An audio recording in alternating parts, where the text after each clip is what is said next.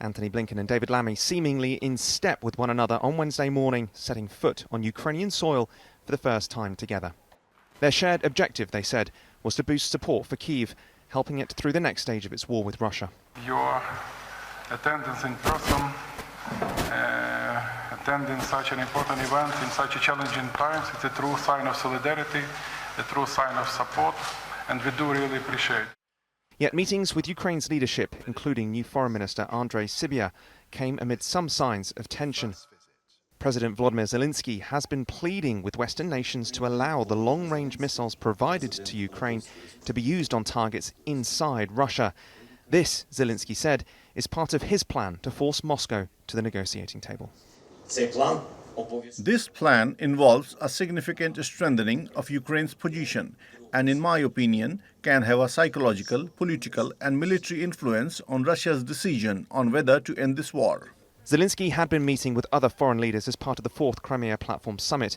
Amid growing speculation about prerequisites for peace, questions have grown about whether that might involve Ukraine conceding territory currently held by Russian forces, including the Crimean Peninsula.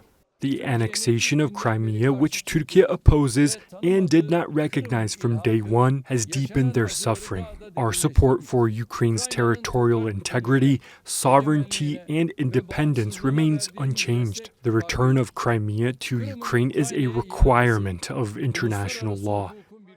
In the face of those displays of unity, Moscow has remained defiant and threatening. On Wednesday, the Russian Defense Ministry released footage of its Defense Minister Andrei Bulasov holding meetings with some of his top brass. He was also seen awarding medals and meeting soldiers involved in the special military operation in Ukraine. That came as the Kremlin said it would respond to any authorization of Western weapon use on Russian soil appropriately. Of course, their decisions have already been made, which we can assume with some certainty. What we have seen today is a media-led information campaign on formalizing those decisions and attempts by the US and European countries to distance themselves from those decisions.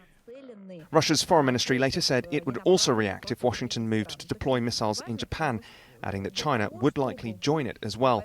In spite of all the support being shown, Ukraine will likely think that it still has reasons to worry. In addition to wanting to hit Russian targets on Russian soil, it faces concerning signs on the front line, in particular in the eastern Donetsk region. Donald Trump's ambiguous comments about his support for Kyiv will also be causing further headaches, in particular because of the uncertain nature of the presidential race. Ultimately, Ukraine will likely feel that it can only rely on itself. Flynn, TRT World in Western Ukraine.